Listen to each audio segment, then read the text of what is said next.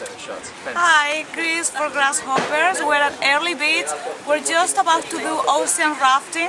I've never done this, so I'm really looking forward to know what it's like. We're gonna be on those boats and it's supposed to go really fast and we're gonna have lots of fun, so we'll tell you all about it later. Okay.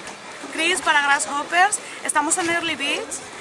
Vamos a hacer ocean rafting o rafting en el océano. No lo he hecho nunca, así que estoy bastante contenta y tengo ganas de ver cómo va. Vamos a montar uno de esos barcos y por lo que se ve va bastante rápido, así que espero que no nos caigamos. Hi, Christina, you ready to go dive? Yeah! With all the weird ass fish? Are you just gonna fall backwards, Tom? No, Alright, I think I could do that without a noodle in my hand. Hi! Johnny's gonna do me a shake it up. We're snorkeling with ocean rafting. We're having an amazing time. We were swimming with hundreds of fishes, and some of them are really huge. They're massive. I don't know the name of the fishes though, but they're massive. Like they're really, really big, and they're so cute. And we're just swimming with them. Oh, look at that! Yeah. It's amazing. The water is so clear.